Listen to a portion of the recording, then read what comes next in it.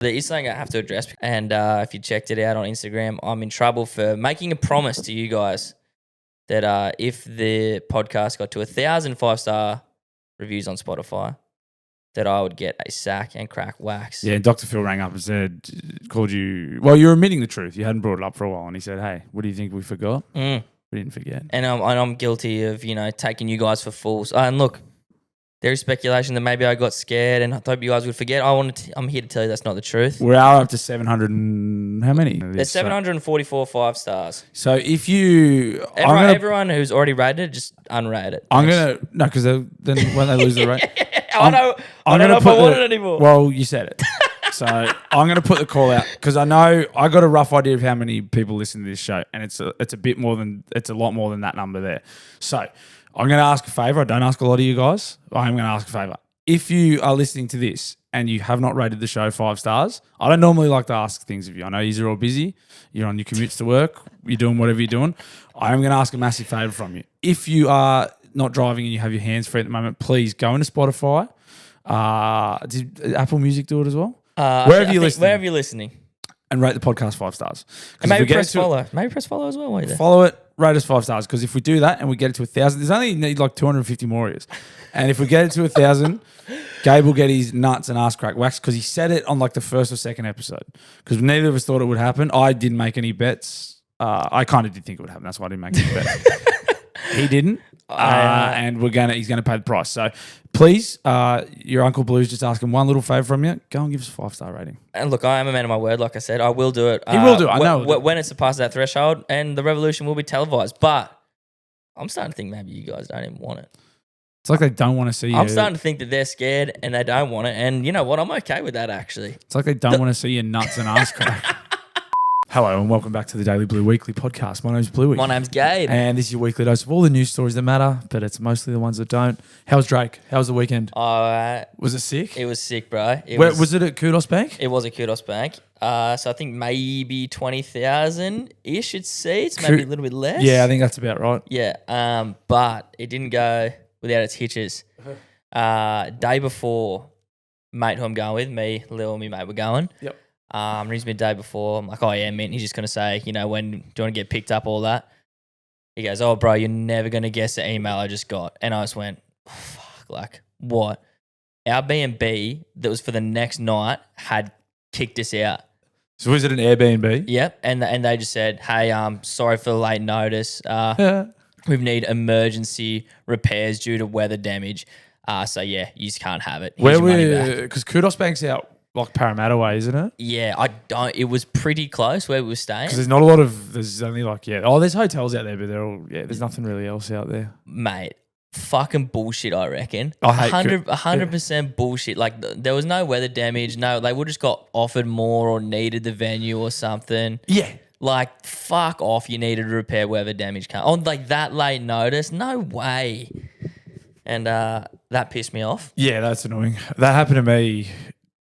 I was trying to book accommodation 3 places in a row. I booked it. This is for this footy game, not last weekend, but the one that we got up to Old Bar for. And I'd book one, and then they would email me an hour later and say, no, sorry, it's not available this weekend. I was like, well, block it out. Yeah. So it happened to me 3 times. Right. I was like, just block it out. Don't have it on there then. It's so bullshit. What are you doing? But like, we did the right thing. We got accommodation early, close enough. Yeah. For like a reasonable price, thinking like, you don't want to be leaving it late. You want to make sure anyway, fucked us over. So now we're scrambling for a comm. Torture. The day before. Yeah, the day before. Fuck. Ended up great. Actually ended up quite good. Cost us, we ended up maybe having to fork out like another nearly $100 each, which is annoying. Yeah. But like once you kind of paid it ages ago, it kind of feels like it's like it was free. It's like the accommodation's free. Right. So we were like a kilometre from Kudos. Oh, that's good. The apartment we're in was fucking nice. That's great. So you could walk there? Did you walk there? Yeah, we walked there 100%. Because that's the worst part. Kudos and the out there parking, all the trains. The trains after anything, it's like I just want to lay on the tracks and kill myself after the show. Fucking it's so bad. So the show was on Sunday. We went up there Saturday night. We thought we'll make a weekend of it. Yep. Had a few drinks, hit the Cass.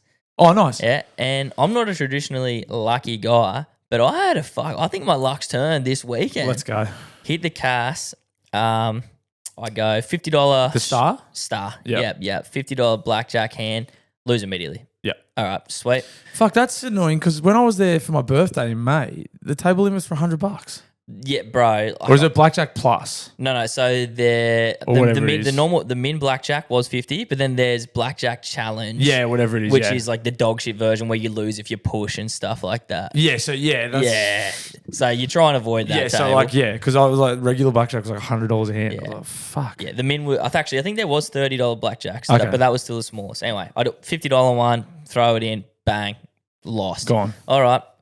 I'm walking around. Mrs. wants to play roulette. She sits down this table right next to her. You know, they have those little screens of all the numbers. Yes. I reckon, no joke, 13 or 14 blacks in a row. Oh, really? Yeah, and I'm going. Like, as if what's been coming up? Yep, just all black. I'm like, red as fuck. No, red is coming. or you know what is coming. Yeah, Green. Hear me out. Okay, let's Hear me go. out. Hear me out. Go. If you paid any attention to anything I fucking said, if you fucking don't let me down here. Hear me out. Don't let me down. I'm going. It's a $20 table, and I'm going. So is that like $20 per number? Like you got it, or like or you can have $4 or $5 bets. Sorry, it was a $10 table, but I'm just going to double up these $20 quick. I go to put it on the red. They go, no. You can put $10 in each number, but it's $50 minimum on colours. Yeah, bullshit, right? It says $10 table, but if you want to go just on a colour. So if you wanted to just go red or black. Yep, it's $50. It's 50s, but you can go 10 on each number. Yeah. So at least $20 value. Yeah. But so I've gone. Man. I put it down on reg. They go, sorry, mate, you can't do that because I only had the $20 chips. I take it off. Black goes again. Oh, really? I'm like, oh, beauty. All right, now it's 100% red. I go and get 50 because my missus had cash in her bag. Change this over for me, thanks. And then I put the 50 on red, and I go, actually, look, I need one more chip. I need one more chip. Toss it on the green. Yeah. Bang, 0 hits. I'm fucking That's laughing. huge. I should have put heaps more, like, obviously. but like, I was like, it's definitely going to be red, but you got to cover the 0, man. You have to. And that's so good. It's the greatest feeling. It's so good, It's the greatest feeling. Unfortunately for me, my mate and missus were like just losing, so like they couldn't be as happy for me as they should be. You know what I mean? It's almost worse. Yeah. Like, I'm like, I want to celebrate with you guys. I'll lose this. How good Fucking is brush this? them, mate. You're a winner now. It's the greatest. But so your love for covering the 0 and hammering it home helped me, but you helped me again unknowingly. Next day, we're chilling. I'm up. That was my. So that was Saturday night? That was Saturday night. Also before the show? Before the show. Oh, that's bold. Yeah, Casino before the show is nice. And that's a fucking fat weekend. Yeah, bro. That's elite. It was good. Casino trip into your favorite performer. It was really fucking sick. That's fucking grouse. And it actually gets a bit better. So we're and you hit a 0. Yeah. Any stakes? No stakes. stakes. You're not me. You're not trying to be me. Yeah, no great feeds actually. No great feeds because you're in amongst it all and they can just charge whatever they want for shit food. Of course. But they walk out down, I walk out up. But it's a good night overall. We've had drinks and whatnot. I mean, really, who gives a fuck? Come on, mate, I'm not going to lie to you. Like, if I go for a punt and I'm up and my mates are down, it doesn't affect me at all. Like, I'm not like, oh, where? But they're like... I suppose because it's your missus' money is your money. Yeah. Like, it's user of the team, but I'm not... I want them to be up, though. Like, even just one person to, like, share some good energy. It's like, obviously nice if everyone wins, but it doesn't bother me if the boys lose and I win. Much in the same way, if they get up and I lose, they don't give a fuck about me. That's why it should be. Yeah. It's every man for himself. So now comes Sunday. We fuck around a bit in the morning. And we got some time to kill between, the afternoon and the Drake show. I put the races on. I'm like, I've got $50 to pump with in my account. You got a gambling problem. It's something to do. $50 do. $50. Go for a run. I'm on holiday, man. We actually went for a big walk that morning. We did. I'll put the races on. I got $50 to play with. I put a couple on. Miss. Last $5 in my account. I go, I'll put a trifecta on, box trifecta, and I'm a name picker. I know nothing. In this next race up, Mr. Hansel. Bang. Mr. Hansel. Obviously. He's going to place. Obviously. And then there's two other ones from a race before. One was like called something chili. We bet on that. And my mate picked the third one. And then bang, hits $250. Done. Thank you for coming. How good's that? And then so my weekend, everything like the food and drinks I've bought is essentially free. Going to the Drake show.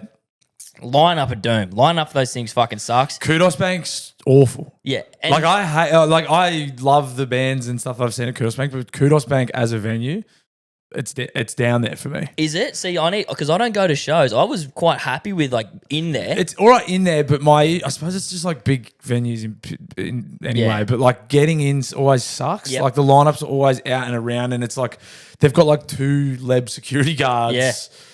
Like frisking everyone. Like there's no fucking hassle to any of Yep. it. Taking vapes off people. Yep. It's I don't know. It could be feels like it could be quicker. It certainly should have been. When we get there, we see one massive line. We see other people up around the stadium. We're like, we got to find someone in a vest and ask where to go. They go, yep, that's the line.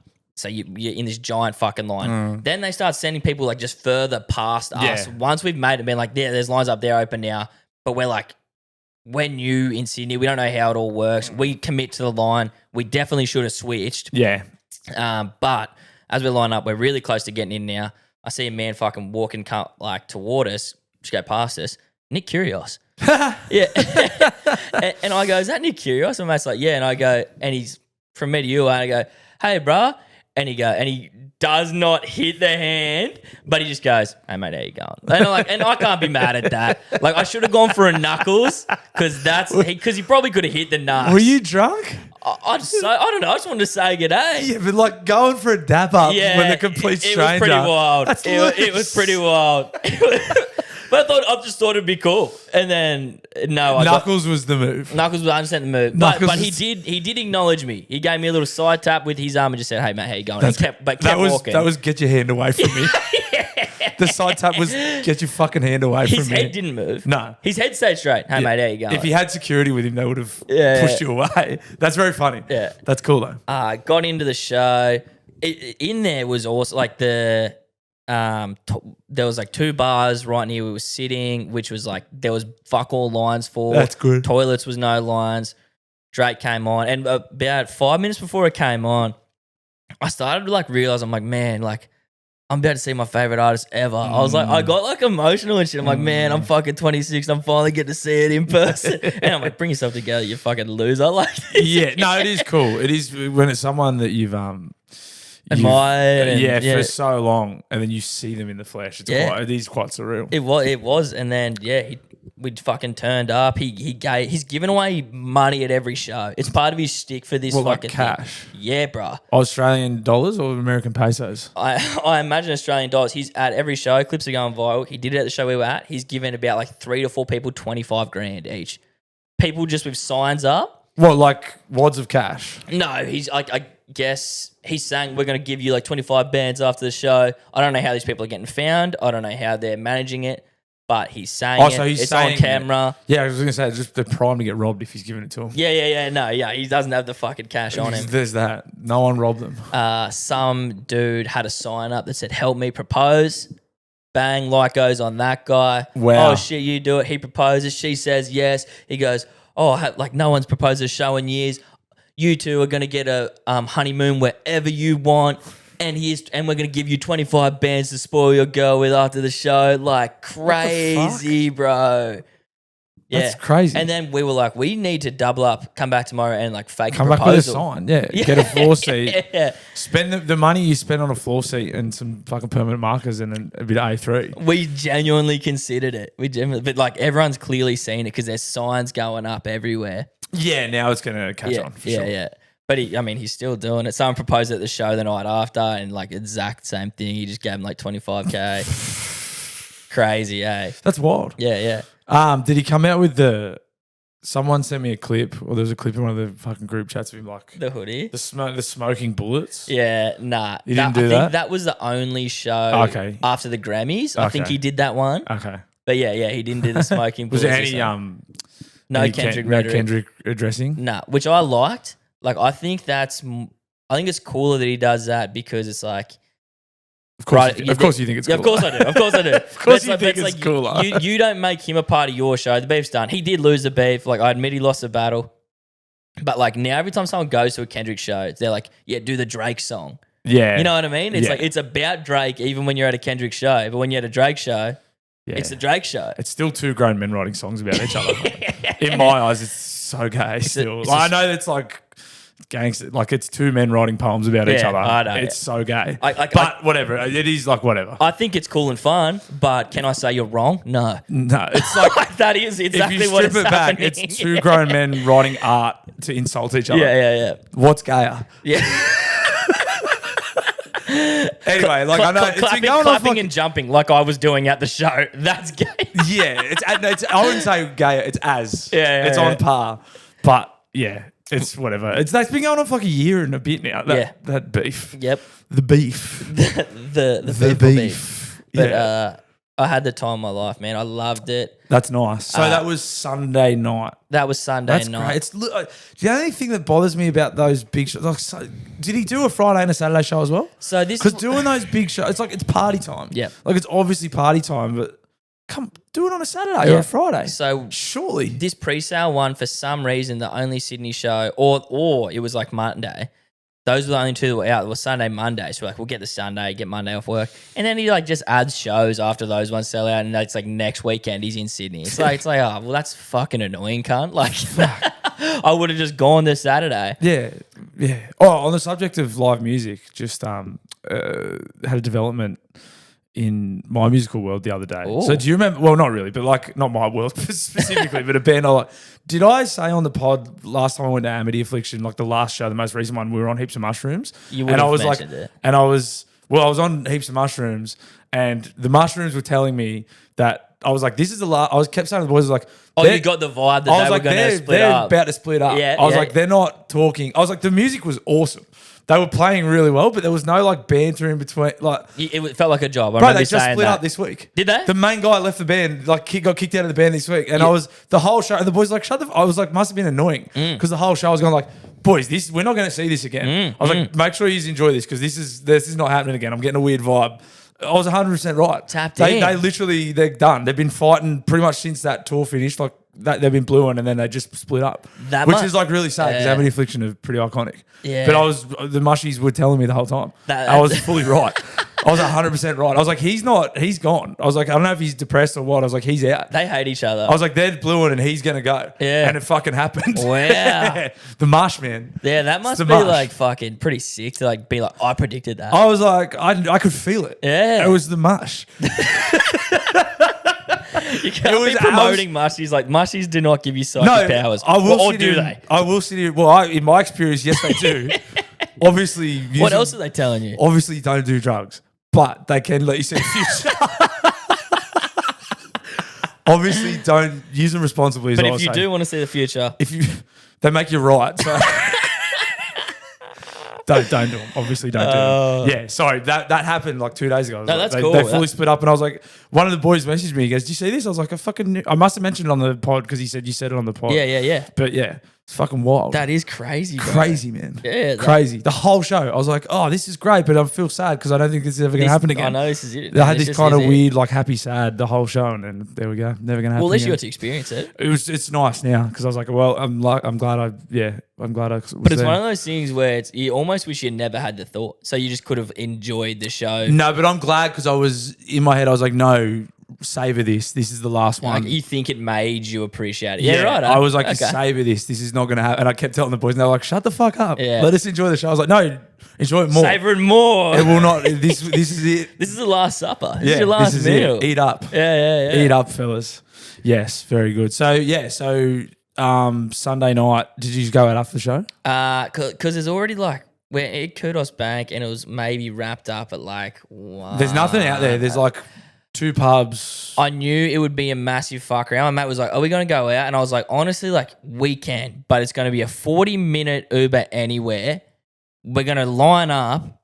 We're going to be in there for 40 minutes. Then it's going to be 3 o'clock. Yeah. We got to drive home tomorrow. Then we got to Uber. Like, you know what I mean? Yeah, it's a fuck around. And So you we just had a don't, that's if you chinwag, even yeah. know where to go. Exactly. And we don't. Sydney's fucking huge. And he was like, oh, we go to Circular Quay. I'm like, I don't even think that's a thing these days. And it may be. There's bars and restaurants there, but I don't know if it's... And I don't lockout know. in Sydney's corked, right? I don't know. Yeah, well, they're the ones that they started it. Yeah, exactly. They fucking started it. So we just went back to the apartment room and just like pissed up and like had shots and stuff there. Beautiful. And just chin wagged and that. It was a really great time. That's awesome. And then next day just fucking head home. But tell me about the charity comp, the footy game. The charity game was great.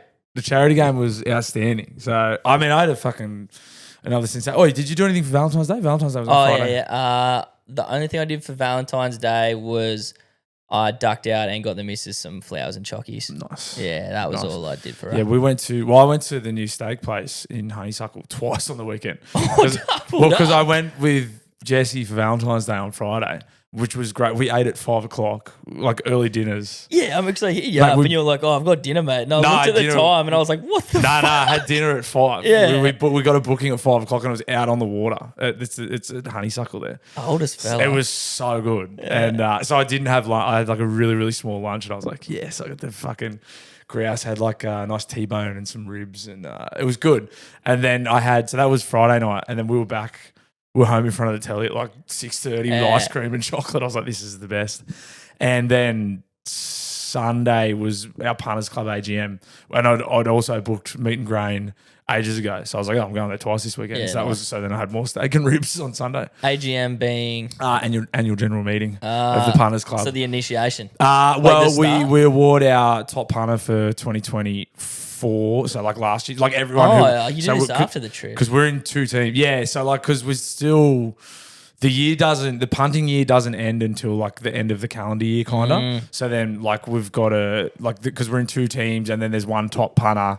What do we got? Like we've got like the baggy cap, the golden baggy. Yeah. And then we've got like rings and then it's just, it's I'm glad presentations. because like I said, I'm doing my first punters club this year. Yep. So I need tips on it. Yes. Did you just get one guy to put the bets on? We've got a joint account. Yeah. We've got a joint sports bet. So the sports bet is in one bloke's name, but everyone has He's a all log logged into in. it. That's the move. Yep. So we have all the year's money on it. We just figured that out this year. It's the easiest way to do it. Figure out what you want to pay every week. Yeah. And if you can do it, get someone to or you might have to wait a couple of years actually to have the like fucking cash to do it. But this year we preloaded the joint account with all the money for the year. So you haven't got to fuck around putting money on it and that. Yep. Get a schedule, get a spreadsheet with a schedule.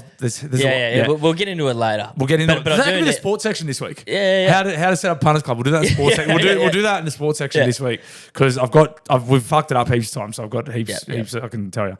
But anyway, so that was our AGM on Sunday, and that was great. But that was I had the charity game on Sunday as well. I double booked, dumb as cunt. Like I do it all the time. I go, yeah, I'll do that. Yeah, I'll do that. Yeah, we'll do that. And then I go, fuck. Yeah, you do have a problem saying no. Oh, fucking dumb as cunt, man. This happened on Sunday. I was like, yeah, we'll do the AGM on Sunday because most blokes can make that. Not a lot of guys could do Friday. Not a lot could do Saturday. You can all do Sunday. Sweet, we'll book Sunday. What have I got on? Oh, fucking charity game of footy in Parramatta. Fucking retard. 3 o'clock kickoff, 6 o'clock dinner. Oh, fuck. I made it. I was only fucking 40 minutes late to dinner, but they were slow ordering anyway, so it was sweet. But yeah, so anyway, the charity game. So the shout out to the SportShedTV boys. They did a fucking ripper job. Mark Hughes, Goanna Foundation. Mark Hughes Foundation and Goanna the Academy. Goanna Academy. So Greg Inglis's charity. Yep. 2 great teams. Mark Hughes Foundation looking for the 3-peat. Yep. They won it the first year. They won last year. So last year was my first year. That was 2 in a row. And we got the Chockies again this year. So 3-peat. Up against a couple of heavy hitters. Mate, it was very cool. So we found out last minute. They must have, each team. There was a mystery player. There was a mystery player. But I think we already knew about Carney and Pearce for them. And I don't know if there was a mystery player that didn't turn up for them. But I knew Blake Austin was playing for us. And then...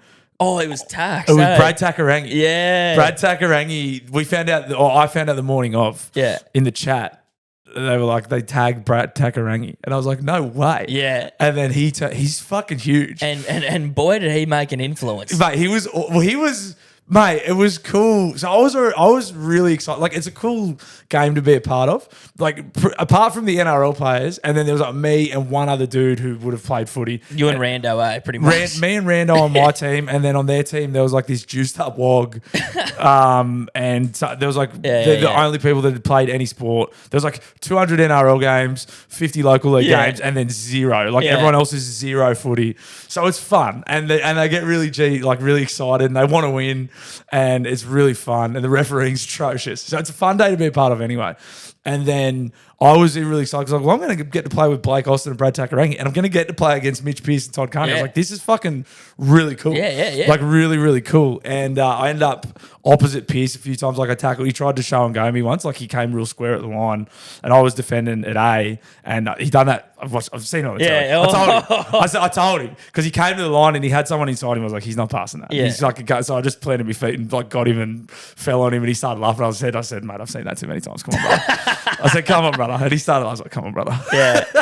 So it was good, and then you could see he would have like realized pretty quickly that like you were like one of the guys that had played. Yeah. Like compared to But then it was funny. You see, you can see pretty quickly why those guys make it at the top level, and it's not like they're obviously got good ability, but they don't like losing. So like we started winning a bit, and even Takarangi, he could see guys coming at him, and he's like, "No, you're not tackling me." Yeah. Like I was letting guys tackle me. I was like, I don't want to test match it. I don't want to be the guy that test matches it in a fucking charity game.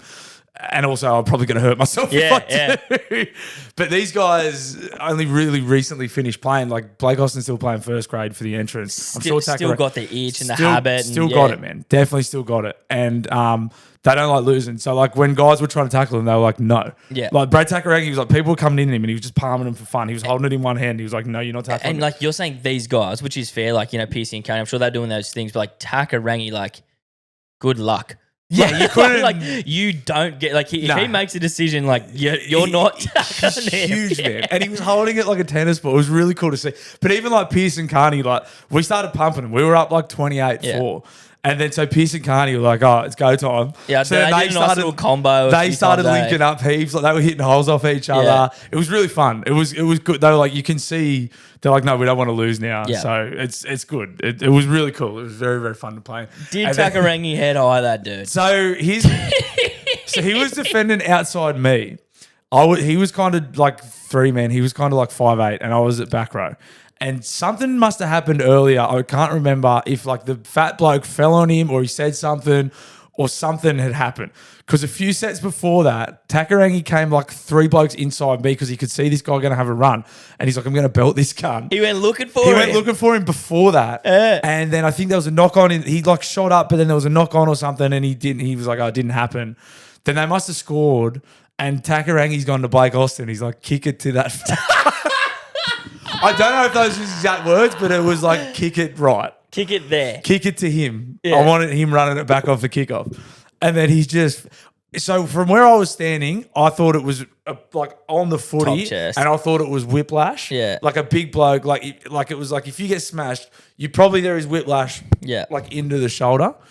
Looking at the replay, it's higher than I recall. It's touch and go. There could be some chin in that. It's touch and go. But I reckon the big fella fucking milked it too. He laid down. Yeah. Like he got smashed, but he fucking laid down too. Yeah. He was waiting for the bunker to make a call. Yeah, absolutely. And then one of the funniest parts of that, because I think Todd Carney was getting the shits a bit, because someone slapped him. Someone on out. Carney made a break, and then he kind of went to draw the fullback in.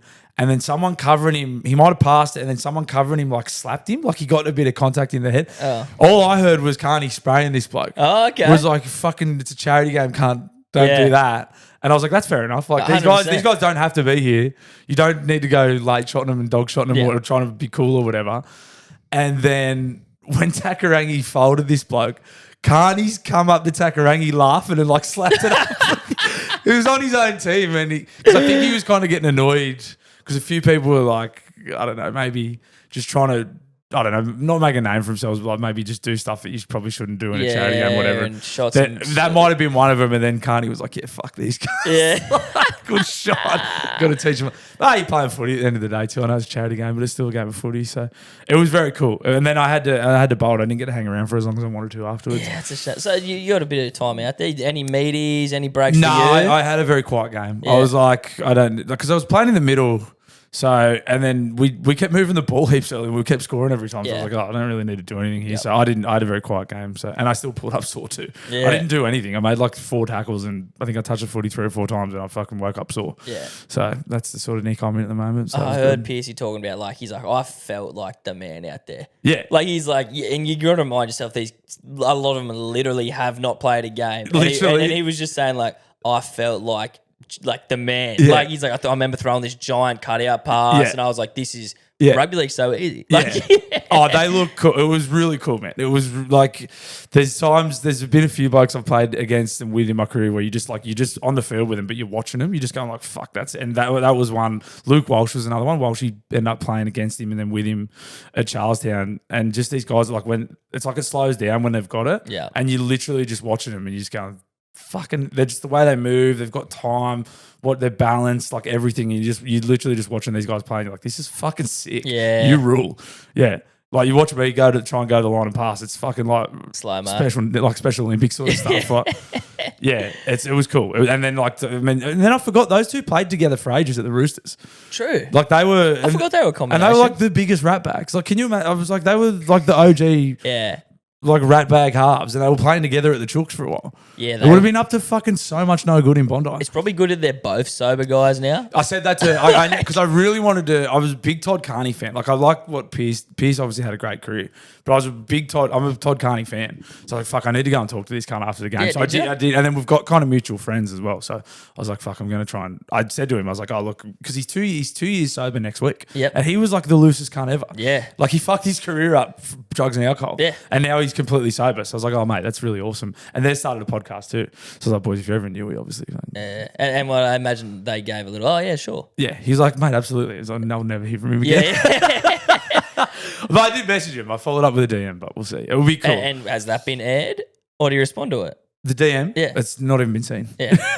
it's in the request. Yeah, I've got aired by Kyrgios, you got aired by Carney. So. Exactly, same. But I did get a firm handshake. Yeah, So which I did miss out on that one. You could still be standing there. But no, it was great. It was a good weekend. Steaks. I did have the urge to go and play roulette. I've just got this like. It's almost like it's fucking addicting. Well, I've got this association now. Every time I have a steak, I need to go for a spin Because zero's coming. It's coming. So now Vegas is here essentially. Yeah, that's right. I've got 10 days, 9 days. I'll be on the plane in 9 days. Yeah. So all this, I mean, we're going to find out the strategy is going to get put to the test. Does it work on international? Does it work? Because Yeah. I mean, it's all well and good testing it in the safety and the confines of West League's club automated roulette, but we're going to play fucking big boy roulette on a table in Las Vegas. So I've got a bit of a kitty. I've got a bit of a war chest, and I'm gonna sit there. I'm gonna play how I play. I've got my spots, and I'm gonna cover my zero when I feel it's right. Yep. We'll see. Yeah, okay, yeah, that's right. Because you don't go every time, do you? You wait till you get there. I like to wait till I've hit you a might have to milestone. mush up. I may have to mush up. So you can. I definitely have to have a great steak beforehand. sense. We've made a booking at a nice steak place, so steak will be. I don't want to break the. I mean, I've got a routine, so it would be stupid to go over there and not have a steak and try and go and play, and then if it doesn't work, I'm like, well, you didn't. Yeah. You didn't do it the way you're supposed to do it. So we have booked a nice steak dinner in. Prior to roulette, Baccarat's going to get a smash into. I think Baccarat's you've pretty. been practicing your Baccarat. Yeah, I downloaded Baccarat app. Yeah, yeah. Banker or me? Yeah. Hard game. Yeah, pretty much. Yeah. Yeah. Now, with this like potential mushing up in the casino to see the future, to see what the cards hold, if you will. Yeah. I'm skeptic about it because the more I think about it, like mushies, they're perceived as this like holistic, like nature. It's like I don't know if the mushy gods like degeneracy. Yeah, it's hard. It's a tough one. I haven't. Or do really they not been, know the difference? Well, I haven't really. Do you know what? I haven't really been mushed.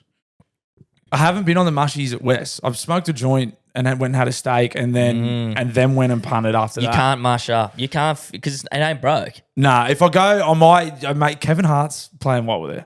Yeah, right. Kevin Hart's on. Sean Gardini, Sean Gardini's he's a producer. He's Matt and Shane's producer. Okay, He's playing in downtown Vegas Guard dog. Friday night. Guard dog. Yeah, I actually don't know who he is. That's what they call him. It's the guard dog. Guard dog's there Friday, and I believe Kevin Hart's there. So potentially mush into some live comedy. That would be cool. Mush into live comedy potentially, but yeah, I don't want to. I don't want to go breaking the routine. No, with you something. can't, bro. I've done all this hard if it ain't work. broke, don't fix it. I've done all the hard work. I'm not going to go and fucking switch it up now. That'd be crazy. But if it doesn't work, all right, now we can start I've got 4 nights. playing around with the system. I've got 4 nights to tweak it, but I would like to think the work's been done. Yeah, I think so. With the routine. I hope so. It feels pretty... You've played your hardest game already. It feels pretty refined. Yeah. It feels pretty refined. It'd be nice to go out there and just have it work. Fuck, bro. On a big stage. It reminded me, like... Because I don't go away or go to shows or do shit like that very often. Like, man, you need to do something during the year. Life's for living, man. But like, you fucking just need to get out and go do some shit. Get out of the city and like even have a weekend away. I don't do that shit. I haven't ever really done that shit, and you need to because it makes your life that much better. Life's for living, giving bro. yourself that little bit of fucking something to look forward to and taking the edge off, being out of where you normally are. Fuck yeah, man. With your friends, with your love of your life. Live music, good food, good company, maybe some drugs and alcohol.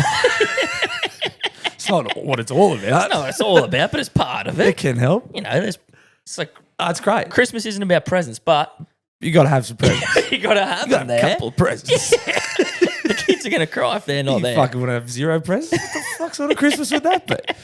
It's great. It's going to be sensational. So there's 8 of us going. We're all booked. Everything's paid for. It's here. I mean, it's fucking. This is the second last show before I go. Before I vanish. It's gonna be good. And then the footy season's back. And then footy's back. Well, it literally is. That back. is the start of the footy season. It's the start. Yeah, so it's good. Yeah, we were talking because Penrith are the last game while we're there. I was like, I don't know if I'm going to have more than one game of footy in me. So I potentially am just going to just fuck around all day and then just rock up for the last game. Yeah. I mean, no disrespect to the Wigan Warriors, the Gillaroos, the fucking Raiders, etc. But The likes, I do potentially only have one game of footy in me that day, and I think I'm going to save it to watch a riff run round. Did you see? I'm sure it was Vlandis. He like paid for an ad spot on something on Fox in America, and it was essentially just a plea, like asking Donald Trump to please come to the footy. I saw that on LS Sport, and like it's a full video, him reading a script. I don't know if it just cut in if it was an ad or what, but it was aired on American TV. What the fuck? Being like, Mr. President, like, yeah, you know, come to the NRL. we come to the sporting and entertainment capital Vegas to come watch our game. There's no pads, there's no helmets. Yeah, right. Just begging him to come watch. Oh fuck! I did message Tom and Eddie to see if they'd be going again this year. Yeah. And then, well, I assume it was Mr. Simpson messaged me back. He said, "Nah, I won't be there, mate. Got my girlfriend's pregnant." Yeah. And I was like, "True." Same. I was like, but well, yeah, that'd be dumb to go. yeah, I would never do that personally. Yeah, either. I was like, good decision, bro. All the best. Damn. More money for me. Yeah. I was like, oh, Yeah. lucky my girlfriend's not pregnant. Oh, fuck. Shit. But I booked this first. Did I? Kinda. Yeah, no, I did. I actually did. Yeah. I did book the trip first. Oh, well, your daughter will understand. Yeah, she's fine. She'll get it. Yeah. Yeah. How's that all going? It's great. Yeah. Jesse's flying. Yeah, Yeah. she's getting big. She's kicking and she's shit. she's kicking heaps. Yeah. Jesse's getting big, like big tummy. It's good. She's like loving life too. Yeah. Eating the house down, which is good. I love the only negative about this whole pregnancy is when we go out to eat, she eats all the food. Like I used to get a meal and a half every time we went out now, and she's now eating her food and eyeing mine off now, which bothers me. Oh, you don't like? You'd prefer her to leave some for you? I did like to have a meal and a half. Yeah, I'm like impressed when my missus like finishes her. I'm happy for her and the child, but I would like a bit more food. But I did kind of pay that, assuming I would be getting some. Yeah, I steered you in the direction of ordering something that I wanted, so whatever. No, it's all going great. House is, still got a couple of things to do at the house. I need another barbie. I fucking torched the other barbecue at the old house. Yeah. need another Barbie, need an outdoor, just like little shit. I saw those little fucking cages things that you get to. They suck. Yeah, it's the little garage. Anyone who lives in an apartment knows it's just a little cage in the garage. Just fucking shit. I didn't know what you meant, and then when I was staying, had them, and I was like, oh, these. Yeah. It's dog shit. Like I don't know what is a little store. What are you gonna put in there? You're ever gonna take out of it? I don't know. Like I've just got shit in there that I'm just like, fuck. If they break in and steal stuff, they can have it. Yeah. Like I don't care about anything in there. 100%. Yeah, but it's good. It's good in a way because it makes you not like because we've got fuck all room. It just makes you not have room. Yeah, like you don't have shit you don't need. We just threw so much stuff out. I was like, oh, good, this can all go. We only have stuff we need now, which is nice. So. And then maybe if you ever move again, you'll consider taking it to the tip, but probably not. Probably not. You'll just move it and store it somewhere else. Yeah. I would just get a massive garage at the next place and just fill it with fucking bullshit. Wouldn't that be nice? That'd be nice. How many fucking floors up are you? Second story. It's Okay. third. There's like 3. Oh, it's only a So we're 3 in the thing. middle. It's not Yeah, a giant one. It's not a giant one. Okay, Yeah, it's good. mad. It's not massive. So it's good. So yeah, no, we're sweet. So it's just like getting baby shit now, expensive baby shit. So I think I got some car seats this weekend, baby car seats. Yeah. Yeah, it's good. Oh, it makes it real. Yeah, yeah. Also, I might wait till I'm back from Vegas to buy anything. Yeah. Depends if you need to go op shopping or not. Yeah, if we can get new stuff or second hand. Oh, bro. Like, I mean, I guess when I'm you're assuming I'm going to win. Yeah. I'm genuinely going over. Like, I know it's like you're probably, an arsey cunt. It's literally my attitude is I'm lucky. I'm probably going to win some money. I'm probably going to come back with. I may break even on this trip, which Literally, is just unheard of. Me paying homage to the late great Hansel won me money. Yeah, God rest his soul. Gone but not forgotten. Yeah. Yeah, I'm going over there with the attitude of I'm a good chance of coming back with as much money as I left with. It sounds arrogant. It's fucking funny. I know it's arrogant. But the way you said it, I know you just believe it. I'm a good chance. There's a good possibility I will go over there. I'll bet big. I'll lose a few times, and then I'll jag one, and I'll come back with as much money as I left with. Plus, I'll have all the fun that I like. Do you know what I mean? Like, I'll pay for everything, and come back and be like, oh, well, I have that much money. 100%. Hopefully. So you say I'm a gambling addict, which is slightly true, but I bet that you bet more money than me. Yeah, but I like bet big and either win, and if I win, I fuck off, or if I lose, I'm done. Yeah. I know I'm just going in there to win. I'm going there to win heaps of money. Yeah. And then I'm not like going to fuck around. I'm just like, let's go. Yeah. Yeah. Oh, this is what I'm willing to lose. Yeah. It's all going tonight. It's either going or I'm winning. Oh, cool, I won. Cool, that was the plan. I lost. Okay, cool. Yep. Let's go party. It's gonna be good. Oh yeah, there's talk of there's nightclub chat too, which is nice, which is exciting me as well. A few big nightclubs over there. Get in a fucking VIP room or something. You did that last time, didn't you? It And was just fucking paid a loose. ridiculous It was amount of so money. expensive. Yeah. One of the blokes that we went with last time is more well off than we are. And I said no. They went Friday and Saturday night. And I said no the Friday night. 1, because I didn't have the cash on me. And 2, I was like, it doesn't really interest me anyway. Nightclubs, I was like, there's nothing really there for me. I'm just like, I've never really seen myself as like going doofing at nightclubs. Yeah. I like going to pubs and shit and like listening to bands and whatever. But then the second night. Well, you're a wall guy. You're a wall guy. Well, and then that ended up being the thing. So, which I ended up loving about it because when we had the booth, so then the Saturday night, big was like, you're coming. Maybe bleep his name actually. but anyway, NW was like, he goes, yeah, no, you're coming. Like you have to come. You're going to ruin my trip. Like get in the fucking car. We're going. And then he goes, I'll pay for most of it. You guys just have to stump up a bit. I'll pay for most of it. We're like, okay, sweet. And I know I have more fun than anyone, but because you have a booth, you can just wall up. Yep. You just wall up in your beautiful chair in the booth. And you still get to be a part of it a bit. Yeah, you have bottle service and you can see the whole thing there and you're just like, oh, this is actually fucking sick. Yeah. It was heaps fun. And then if you want to, you can go for like a little fucking side mission down to the dance floor. And then you're like, cool, that was fun. Back to my fucking beautiful booth. Yeah, man. Booth life is the best because I'm a fucking creature of like observation. Like I like it's literally just people watching. You're just people it's watching. Fucking and then people and laughing with the people that you already like. Yeah, and you're like, oh, my boys are here. Yeah. We're separated from all the scum. I've got fucking 2 large bottles of vodka there, mixers. Fucking, I can vape in here. Yeah. Like, I can just look at everyone beneath me. There's a fucking, plus there's lights and fucking smoke shows. It's sweet. It's fucking sweet. I'm really excited about it. And loud music. Yeah. So that's great. So that's what's getting me through at the moment. And then Jeff goes away. I'm flying solo at work from today. So that's going to be, and then like I've got, so up to the trip, and then the boys have got 4 days without us both. Fuck, let's see Fingers how that goes. crossed. They'll be fine. They're going to be sweet.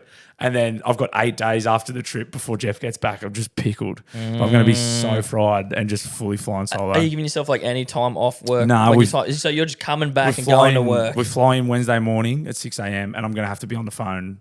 They won't see me Wednesday, but I'll have to be on the phone straight away and then I'll be back into it Thursday morning. Wow. Yeah, it's going to be, this will be a test. Yeah, it fucking This will will be be. fucking Wow. see what I'm made of now. Oh, well. I respect the shit out of that. I don't know If you want to go to have that in Vegas me. for 4 days while you run a business, like you probably have to fucking take medicine what there is it? too. You can't be a man at night and a boy in the morning. Correct. Yeah. Correct. But there will be some boy behaviour. Like I will do a bit of hiding. I'll be being a silly. There will be a little bit of boy behaviour for sure. I'll be hiding a little bit, but yeah, no, I fucking can't wait. I'm so excited. It's a good crew we're going with too. I'm fucking revved up. I'm excited for you, bro. Thanks, I'm man. excited to fucking hear about it. Yeah, it'll be good. I mean, it'll be another one where it's like a low energy pod, but the stories and will be maybe good. in like 2 weeks we'll hear what actually happened. Yeah, I'll forget most of it. Yeah, it'll be sweet. It'll Maybe be a good. few clips on the Patreon, something like that. Potentially. If you, it's some behind the scenes. Yeah. Yeah, we can get some behind the scenes. Yeah. I'll do a chew over there for sure. 100 shit. I'm like, but I don't let you really film in the casters do that. Nah, you can't. But I'll just get one of the boys stand a little bit behind and fucking watch me Yeah, a lose. little snake. Maybe get the Ray-Bans with the cameras in them. And Oh, shit. there you go. Content Ray-Bans. Yeah, we're fucking talking. Then Yeah, that's a awesome. business expense. Done. It's that easy. News? Let's do news.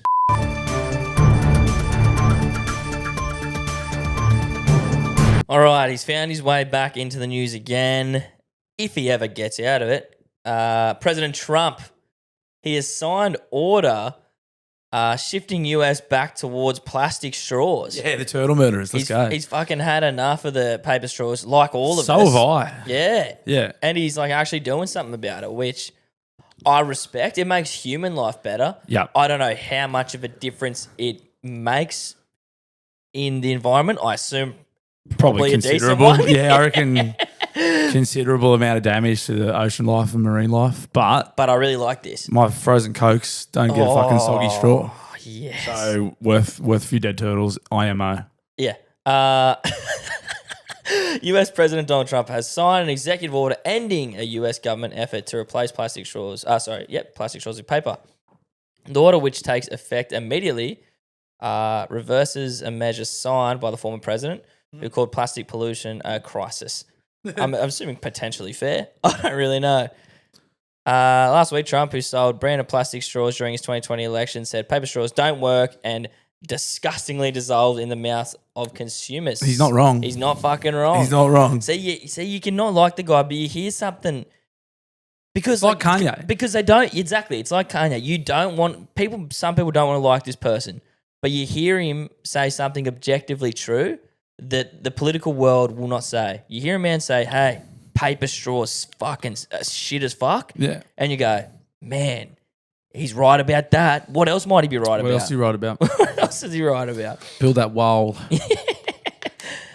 Trump's directive orders government agencies to stop buying paper straws and calls for a strategy to eliminate them. I like how it's just a complete reverse. Like it is a complete reverse. We're going to eviscerate paper straws.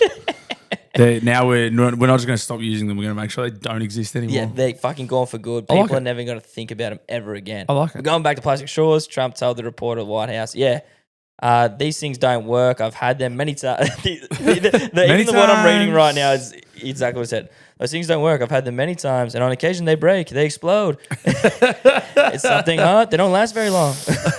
Like a matter of minutes. Sometimes a matter of seconds. It's a ridiculous situation. Yeah. Yeah, that's the most Trump quote ever. And that's pretty much it. They do suck, and America's taken a step in customer-friendly direction. Beautiful. Anything else that maybe he should bring back or get rid of, do we think? There's not something quite like That was pretty the universal. paper straw. There's not something as fucked as that just universally It affected hated. everyone immediately, And we all negatively. thought, all right, yeah, nothing. except for marine life. Yeah. Fuck them. But come on. They're not getting all of them. No, it's only the odd one. Yeah. But I suppose. I mean, we all saw one video of a turtle with a straw in its nose and went, it could have just been the one guy. Yeah. It could have been planted. The turtle could have planted that. Would that shock you? Could have been by fucking big straw. Big paper. Big paper. What's it called? Reflex or whatever the fuck the Yeah. paper brand is. You never know. Propaganda. It's propaganda.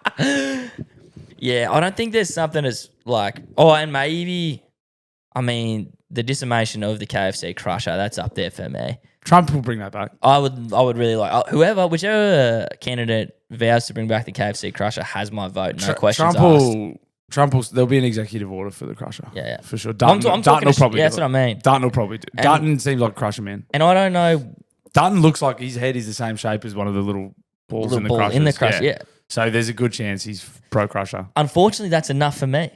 Like whichever side makes the decision first, they've got my vote. That's fine. My That's a good. But you end up voting for policy. At the end of the day. If it's that's fine. People say I'm You know not what you educated. like. No, I am educated. Yeah, I want the fucking crusher. I want a KFC crusher. This guy's bringing it back. So I'm a Liberal voter now. I got it like in a roundabout way. I do respect it. My missus is trying to educate herself politically right now, but I don't want to talk about it. Like I don't know. I don't want to talk about it. No. Like you're probably going to say something good, and there might be a little bit of it that I have something to say. But if I respond to that, now it's an argument. They're all, like the thing with like all politicians for me is they're dweebs. Yeah, Unfortunately, like it's weird because dweebs are on top. but like leaders, like you think of a leader and you think of like a strong, well-spoken, like brave. None of these cunts are that. No, They're dweebs. and They're weasel dweebs. and you can see it, mate. and that's And probably they're suck-ass dweebs. Yep. They're everything that a good leader is not. and that is why at least Trump has majority of America's like. But he's just a bully. Yeah, but He's he a at least fucking- shows some aspects of what a typical leader is. I feel like American presidents generally seem to be like Obama was like a statesman. Like he was really well spoken. Like he bombed innocent people, but he's like But God the man at could least speak. they at least Articulate. on the surface speak like cool. Yeah, no one's impressive in Australia, are they? Fucking Albanese had this absolute howler on Friday that made my skin crawl. I should try and find it, but it was Friday, so it was Valentine's Day. And he was like standing on a fucking job site somewhere. You know those stupid... I hate when they dress up. Put a little bro. hard hat on and they put their high-vis vest on. They put their costume on. It's a costume, right? It's disgusting. Yeah. And when it they was, put a cowboy hat on. And he and stood there shit. and said, roses are red. He said this. It was like, Oh, roses no. are red, violets are blue, we love workers, something, something, something, blue. Like, it didn't about work. like voting blue or something. Something. It was disgusting. And he said it. He didn't like, it was appalling. Try and I'll find see it. if I can get it. Albanese Valentine's Day. That should give it to me, right? It was something like that. Yeah. All right, we might have it. This is someone reacting to it. Roses are red, violets are blue. It's Valentine's Day, and we love blue-collar workers. I'm glad we found that. He's looking at that guy. Why is he like saying it like at the guy? It was who's like not trying to even be. He's looking at obviously him? trying to be funny and be like, "This is a Valentine's Day speech, Oh. and we love blue collar workers."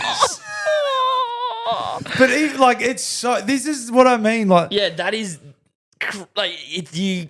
there are armies of people behind these guys trying to get people to like them. There's like a machine. There's a machine worth billions of dollars getting the country to get these on side with these people, and that's what these fucking losers come up with. Like if that was me, Someone came up with that for him. so though. if someone handed me that and said, "Hey, say," I'd be like, "You got to be fucking kidding me, don't you?" You'd You'd be like, "Mate, we like roses are red, violets are blue." What did he say? Violets are blue. Roses are red. Oh, I already forget. And But we we love love blue collar blue-collar workers. It doesn't even. It's supposed to end with a It's rhyme. offensive to your IQ. They're like, "Do you think that's going to sway me?" As a blue collar worker, I voted Labor my whole life. I'm potentially going to not. I may donkey vote after that fucking shit. Like, that's fucked. I've voted Labor my whole life because my family. I'm fucking whatever. My Yeah. family was just like, we vote Labor, whatever. I don't care. I may donkey vote after that. I don't know Bro. if I'm liberal. I may switch. That's fucking bad. That is so. We bad. love blue collar workers. It's. I'm so glad we found it. Yeah, I'm really glad we found that. I must have repressed it because I couldn't remember for the life of me what it was. Oh man, that is like you said, like, well, someone's written that for him. There's no way he's come up with that. I hope there's a chance he did. But like you said, you get handed that, you read that, and as someone who is supposed to be educated, supposed to be charismatic, a man of the people, you go, no one's going to like this. I don't like this. That's you read out of that touch, and you go, yes. And honestly, it feels to me like that's how far out of touch they are. And like also their PR people, they think that people are going to respond to that. Bro, I was it's terrifying, man. I was listening to Jarchi. It's crazy. Jarchi just did a podcast with Matty Johns and Cooper Johns, and they were talking about how PR people, very similar to this, like will pitch them ideas, and like Jarchi got something to do with like a country, like we got this country thing for you to do. And it's a city person's perception of what a country person would like. And so it's like, oh, how are you, Cobber? Like all this bullshit. That's exactly what happened in there. Someone who's out of touch, like, oh, this is what the layman's like really shitty poetry. Yeah. I don't know. Like you hear it all the time, Matt and Shane's podcast, and they get the ad reads, and they're like, "This is what your audience will like," but the boys read it all. And they read it out loud. Read it really deadpan, verbatim, word for word. Do it in our classic Matt and Shane style. Like, in your hilarious Trump voice. Yeah. I know that one. Yeah. And he just doesn't. But they just read it really deadpan. And it's like, yeah, that's what their PR team think our audience is. That's funny. Yeah. And they're getting paid heaps of time. But yeah, these PR machines behind them, like they're out of touch. And then the people reading it are so far out of touch that they agree to do it. They're like, yeah, that's perfect. They're going to love this. Oh, God. It makes you sick in the guts. I just hate seeing him in stop going to work. So, I mean, I guess technically, if you are a guest on site, you do have to wear high vis. Everyone has to do it, I suppose. But it's still annoying. Like, it's still fake. Oh, it bothers me. Even like we get it now where you'll have people like clients and shit, not our clients, but like clients of the job or whatever. They come to site and they put their little high vis in their jacket on and they walk around with their hands behind their back. It's like, just stay in the office. Like, you don't even know what's going on here. They come and like look at the progress. It's like they're telling you don't know what this. You don't know what you're looking at. You don't know what you're looking at. You don't know what this bloke's telling you. Just fucking get it via email. Stay in your fucking office, you loser. Like they come and like walk around. Fellas, hard day today, lads. And we're like, you got no idea what I'm doing. Stop. Because even if you're doing your best not to be, you are being patronising. Yeah. You're wearing a Ralph Lauren polo shirt, chinos, and RMs. You're rocked up in an Amarok. Yep. That's got no dirt on it. Yep. And I'm going to fucking claw hammer it on the way. No, I'm not. Like, and they give off, they're trying to be one of you so bad. Oh, it felt bloody hot, isn't it? I'm like, how would you know? You're fucking inside all day. What do you mean? Shut the fuck up. Don't talk to me. Go away. I'm sure you're doing your job, but you know what? For today, don't do your job. You don't know what he's saying to you right now. Yeah. Like they're telling you about this job and and how is the roof going? Like, shut up. You don't know. Go back inside. You ticked your box. Yeah, fuck off. Fucking piss me off, man. Here's one you're going to love, Blue. I know how you feel about AI. Big fan. Big fan. Big fan. Huge. Really huge. Someone has spent $1.38 million worth of Ethereum, being the cryptocurrency, to tell the world that there is a Chinese-grade Neuralink and it's already been mass implanted into their military and workforce to control them like bugs. Is that real? It is something that has happened. It doesn't mean the message is necessarily real. So I don't know how spending the ETH actually connects to it, but that's the message that's being spread. If you want to read it out, you'll do a better job than me. So where was this posted? This is a pretty reliable page, and I've seen it on a couple other news things as well. Okay. 500 ETH, 1.36. Where is it the gas price? The bosses of Quande Investment, Feng Zhi and Zhu Yuji used brain-computer weapons to persecute all company employees and former employees, and even they themselves were controlled. This looks like it's on Twitter or no, it's some kind of Discord. Yes, I'm maybe. not sure how spending the ETH is actually correlated to them spreading this message. Yeah, but it's what's happened. Brain computer chips have been militarized and deployed on a large scale in all military powers using base stations and radios and nano brain computer chips to control all citizens. I mean, we could use a bit of that here, to be honest. There's a few fuckwits rolling around that could use a couple of brain chips. Ether scan. And then there's just a dumb. And then it's not some memes. Yep. Yeah, I mean, scary, right? I'm all for it. Bring it in. You're for it. I'm for the brain chips, mate. You hate the brain chip, you fucking There's a few people that could use brain chips. There's a few fucking people that need a good brain chip, I reckon. I was having this yarn on the weekend too, like just the classic, Neuralink comes in. Are you partaking? I used to think yes, but the more it read and do think about it. Now I think no. Like, dude, but I just think it's inevitable for like humans and computers to actually kind of become one. But then you are giving someone the power to turn you off, or like they're saying is apparently happening in China. It's like make decisions.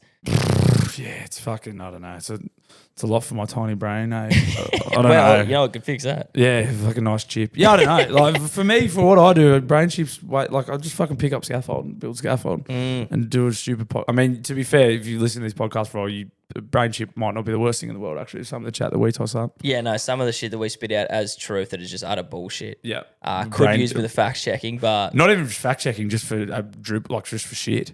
Like just the brain, just up the fucking juice a little bit, so we're actually a bit cognizant, like not just talking out of our ass. Yeah, how about you start making some sense? Yeah, all right, it'd be funny. Yeah, actually, yeah, I might use a sucker. Yeah, yeah. No, I don't know. Fuck. I mean, like the Chinese need to be smarter. Who knows? They've already got the fucking jump on us. Yeah, I mean, they value education way more than we do. Yeah. So surely, I don't know.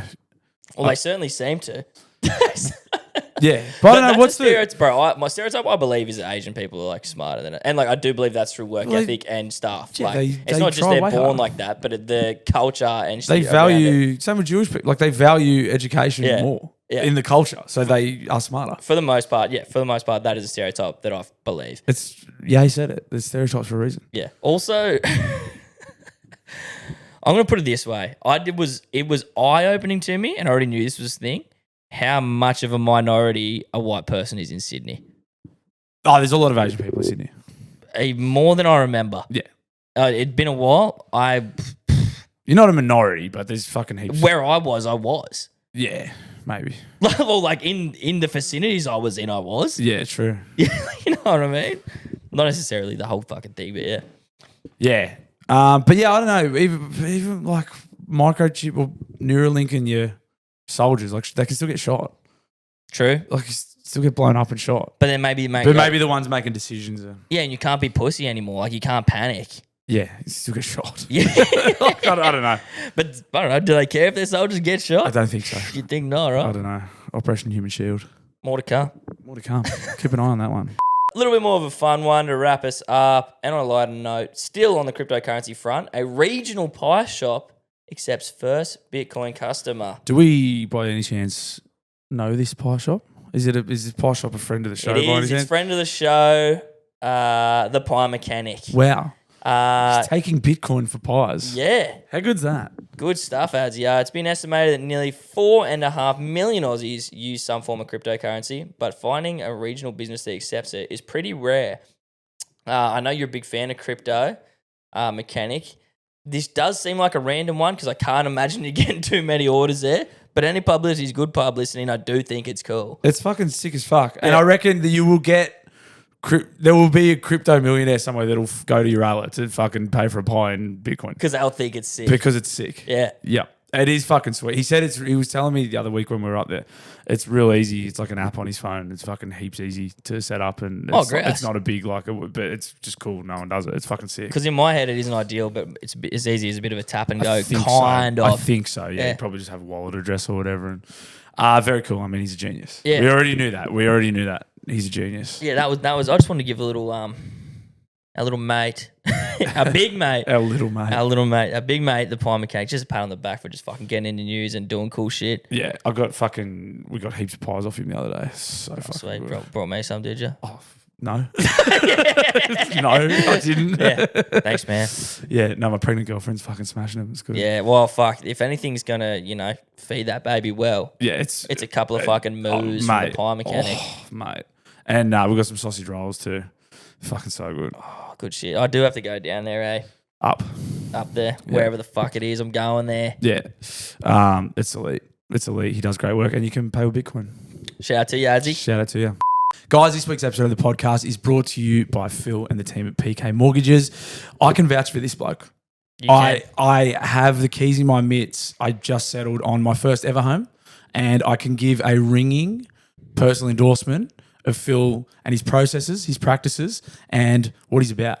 He did it. I didn't think it could happen, and Phil fucking did it. He got me and my beautiful partner into our first home.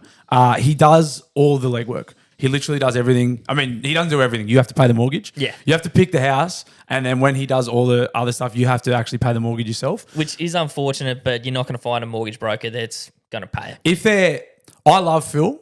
I love Phil and what he's done. If there's a mortgage broker that'll pay the cunt. If there's a mortgage broker out there that will pay the mortgage as well, tell me where he is. Yeah. But there's not. I don't think There's there is. not? To my knowledge, there's not. So the next best thing is Phil and PK Mortgages. Now, if you're hearing that and maybe you're starting to feel a little bit of like a Shannon Noel classic come out of you and you're hearing it in your head, well, Blue can do it. What about me? What about me? What about me? It isn't fair. Hey, it is fair. All you have to do is get in contact with Phil and the team at PK Mortgages. You can do that by going to pkmortgages.com.au or contacting him and the team at 0420 660 804. First loan, first homes, investment properties, fucking business loans, Australia-wide. all over the nation. I can't recommend this bloke enough. He will not pay the loan for you, but he will do pretty much fucking everything else. That I will say. I had a phone call yesterday from Marco from Papa Macros. The GOAT. And I was concerned because I was like, oh no, one of our ad reads has gone a little bit rogue. And it was not to do with that. It was content related. But he said, I love the angle you take about being hungover. They weren't his exact words.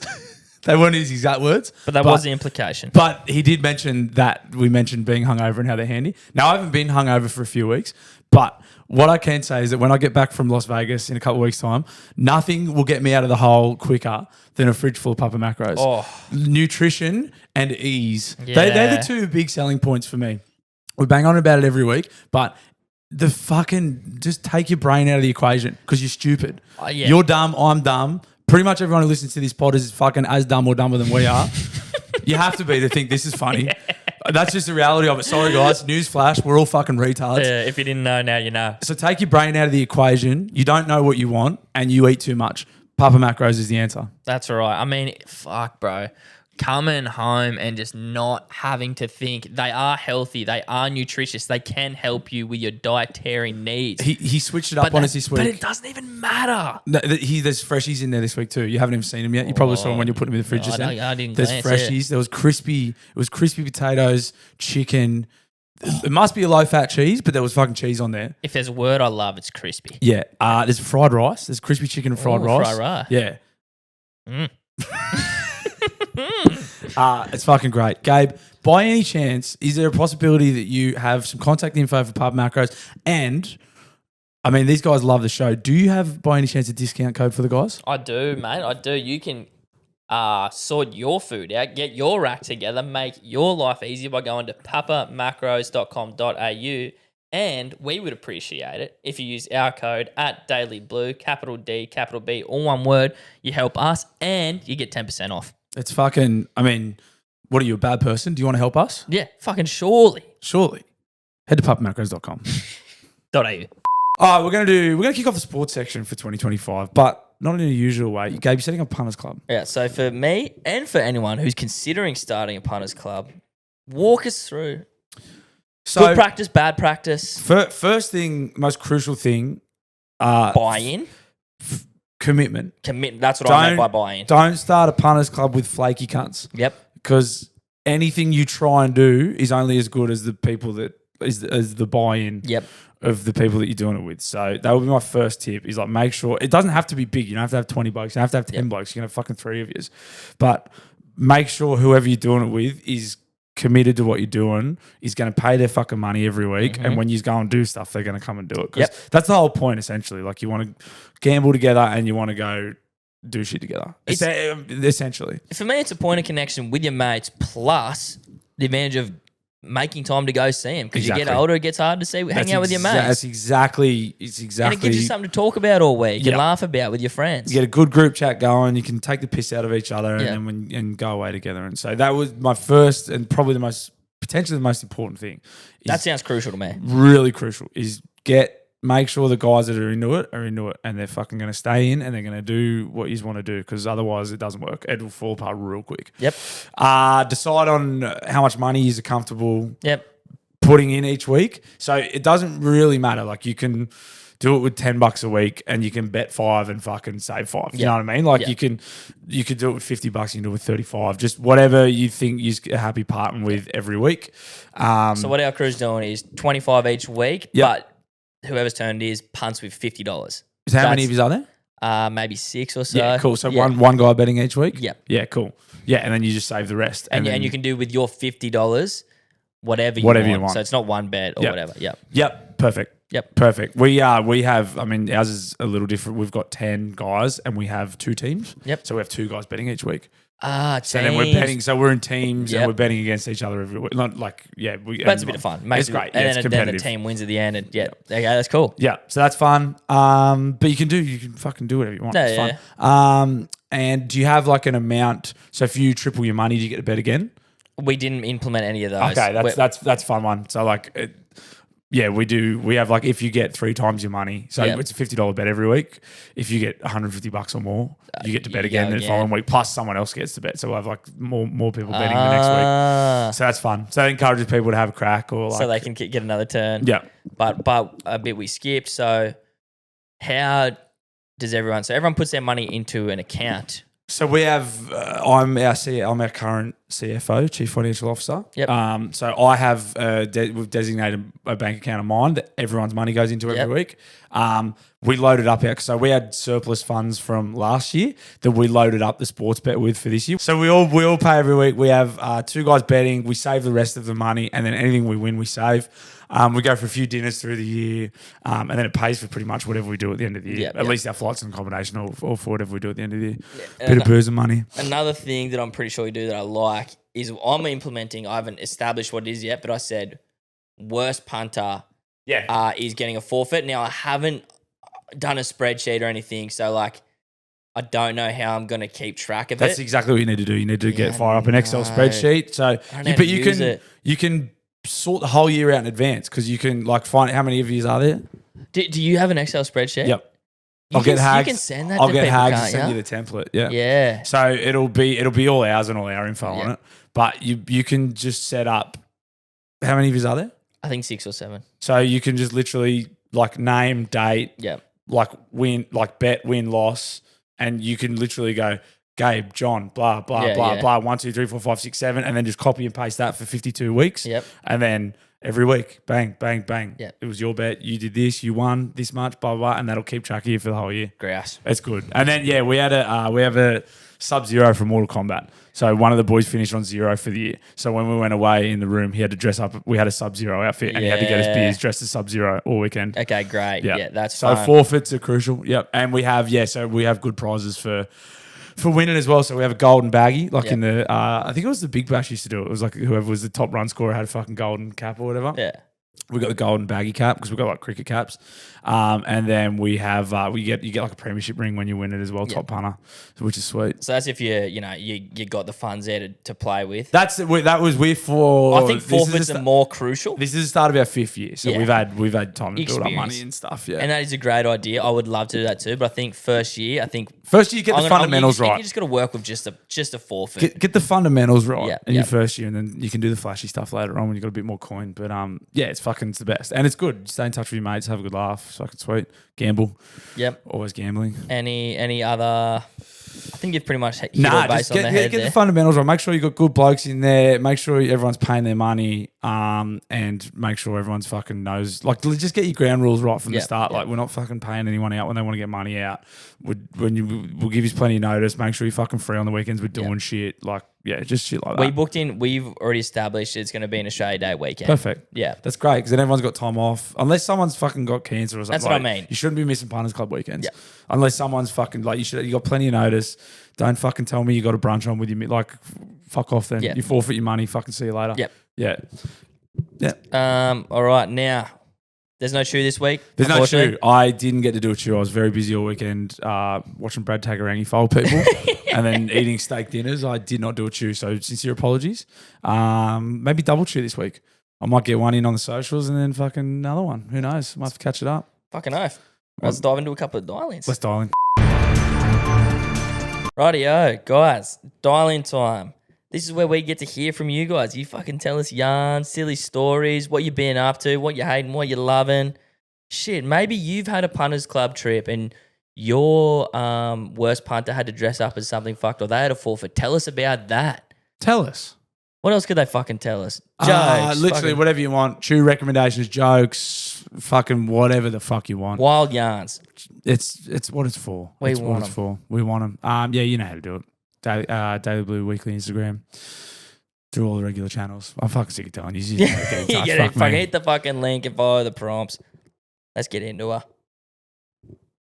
Hey boys, it's the Spade here Mr. for this Spade. week's Fuck, Marry, Kill. Not many left. All right, so we've got the second last NRL team for the year, and we're gonna do the Dragons. So your three options for this one is Jack DeBellin, Mark Gasnier, and James Graham. Who have you boys Ooh, got out Gemma. of those three for the Dragons? So last week we also had Laurie Daly, Big Papa, and Corey Horsburgh. I'm going to kill Laurie Daly. I'd say I'd fuck Corey Horsburgh, and I would marry Big Papa. All right, boys, have a good one. We've got the last NRL team next week, and that will be the Rabbits. Yeah, boy. Boy. Goodbye, Mr. Sped. Thank you again. Sped, thank you for your consistency with this segment during the NRL off season. I appreciate Outstanding. it. So that's the whole. We've done the whole NRL. Yeah.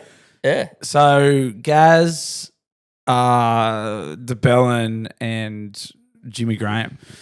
DeBellin and Gasnier both embroiled in their own sexual controversies over the years. I mean, that's not going to come into play here. But Jimmy Graham, not definitely the worst looking of the three, Jammer. but tough, lovable Northern Englishman. Jack, bit of a rapscallion, Something about bit of a his cutie face. pie. I don't know. His eyes are too close together. That's it. Yeah, that's what it is. Also, Gasnier's kind of got that happening too. Gaz, I mean, Shibby Whoosh, the original fucking Shibby Whoosh, in and out, in and away. And we're talking Gaz and Good Nick, if you remember. Yeah, how we're this going game prime works. time Gaz, Yeah. like 2010, 29, whenever Dragons went, like sexy Gaz. Marry James Graham for me. Fuck Gaz. Kill DeBellin. Kill DeBellin. That's me. I'm inclined to agree. Jimmy Graham's family man. He does, and his voice is nice. He's It's friendly. a nice, It's friendly. It's yeah. welcoming. You'd love to go home to Jammer. Yeah, you would. It's a coin toss between DeBellin and Gasnier for me, but I'll disagree with you. but Gaz was like the guy at one point. Gaz was the face of the game. Whereas DeBellin never had that. Gaz was the face of the game Yeah. for a little while there. And then he went to French rugby too, so he's cultured as well. Mhm. Yeah. Menage a trois. So you're going same as me. I'll eh? go same. Thank you, Sped. Well done, Sped. I can't wait to see who you got for the Rabbitohs. See how we are unlucky to fucking miss out there. Yeah, Sourwell would have been a good inclusion. Yeah. Dragons are great. Hello, boys. Dr. Phil. Dr. Phil's killing it. A bit of a peeve. Parents that dress their kids in the middle of the street, in the middle of the day. I was just walking to work, right? I had a nice iced coffee, and there was this mother dressing her kid in the middle of the street on the main road in front of a swim center. And, I fucking unintentionally looked in their direction, and then I was taking a swig of my iced coffee at the same time, and then I realized that this mother was dressing her kid. And then I have a bit of a mustache going on, big hairy cunt. So the iced coffee gets stuck in there. So this mother's looking at me, and it looks like I'm looking at her kid. And then I lick my top lip. So this mother has thought I just looked at her fucking naked kid, and then licked my lips, and then just kept on walking. Maybe stop dressing your fucking kid on the main road in the middle of the day. Fucking stupid.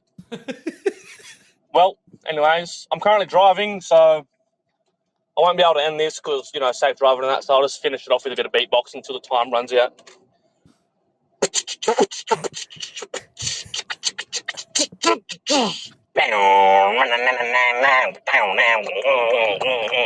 All right. Will do.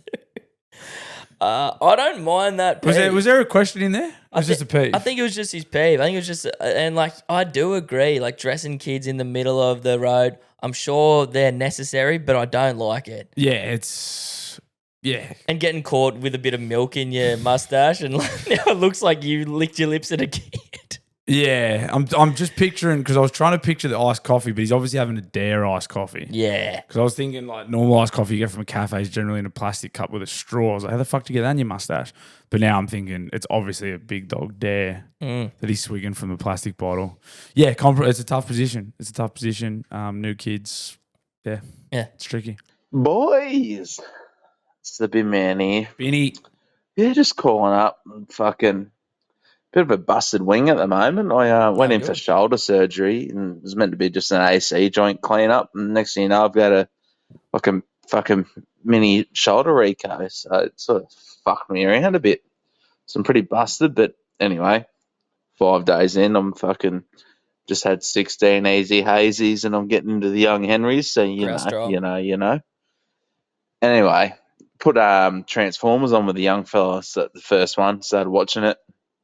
I thought, fuck yeah, Megan Fox, she's all right. But then there's this fucking blonde-haired Aussie that gets on there.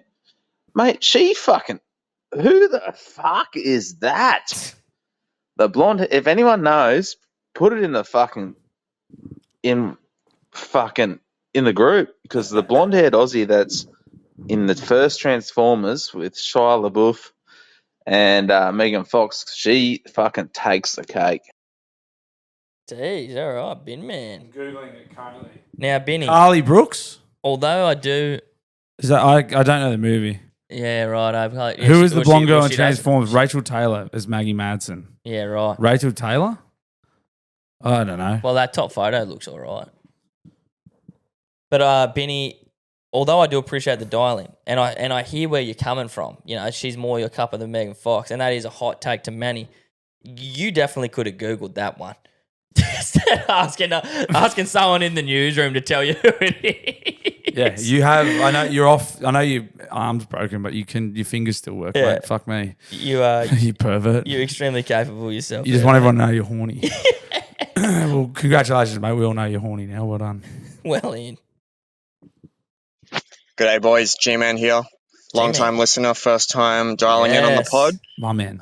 Just wanted to say, Bluey, that listening to your story about, you know, getting a house and everything like that has been really inspiring on my end. I just want to say that I've been fucking terrified of going into such a significant amount of debt just for a house and everything like that, and I've been so anxious about it all. But about 2 hours ago, me and the partner, we just got out of our first appointment with a mortgage broker, and can I just say they fucking helped so much. Like, the amount of anxiety that just I felt like fell off my shoulders was insane. Like, they've just been so helpful, and it really shows how achievable buying a house is. So if there's anyone listening, you know, if you're terrified, just do it. Genuinely, you'll be surprised at how achievable it is. My man. Anyway, boys, keep up the good work. My Love man. yous. Chat soon. Adios. Who was that from? G-Man. G-Man. And the only criticism is it didn't sound like it was Phil from PK Mortgages. No. But that being said, you don't have to go to Phil. You obviously go to any mortgage. We recommend it. I recommend it. I've done this speaking from experience. I went through Phil. But that's what I would do if I was in the business. I'm very happy you got your journey underway, mate. It's fucking sick. I never thought I'd do it. I fucked around, like I said, I fucked around drinking and drugging for fucking 10 years. It's potentially more attainable than you think. That's awesome, man. That's fucking really exciting. I'm fucking very, very pumped for you. Very, very pumped for you. That's sick. Yep. And that's fucking sick. If you are going to do that, PK Mortgages. Yeah, PK Mortgages, obviously. Congrats, bro. That's fucking awesome. That is grouse, man. That's fucking sick. And maybe one day I'll be there with you. You will, mate. You just got to fuck around for another few minutes. Gabe, Blue. How's going? Well, mate. Yeah, good, thanks. Calling up for the first time, long time listener. Yes, first time caller. Been listening since episode 1. My man. Love the pod. Welcome. Yes, brother. Anyway, fucking Russ Eats on Instagram. He's been reviewing with some shit. We got the Biscoff McFlurry. Now, he had it with a chocolate ice cream, and you know what he said? He said it tastes like a bloody Kingston Bluey, so you better go and try it. It's got to be the next Blue Chew. Oh, let's go. Huge fan of Russ Eats. Great man. Had coffee with him a few weeks ago. He's a very, very cool guy. Very smart. I was sitting there talking to him, and he you're in, I don't know, fucking this space we're in, and you kind of think like, oh, I'm fucking creative. I got an idea. And then you talk to people who know what's going on and are creative, and you're like, oh fuck, I suck. Yeah. And he wasn't trying to make me feel like that. I was just talking to him, and he just constantly had ideas, and I was like, fucking what? I would never think to do any of that. He's like, yeah, do this. And I thought about doing this. I was like, what? I fucking just make little fucking memes. Like, what the fuck, bro? Very cool guy. And I mean, so what did he say? It was a Biscoff McFlurry with chocolate sauce. Yeah. Tastes like a Kingston. Fucking straight up my alley. That sounds fucking outstanding. Yeah, I see. I'm in a tough sort of. Maybe scenario. that can be a bonus one. Like you're in the. I can dessert up. I can definitely work desserts into the chews, but I mean that's a Mac attack too. So.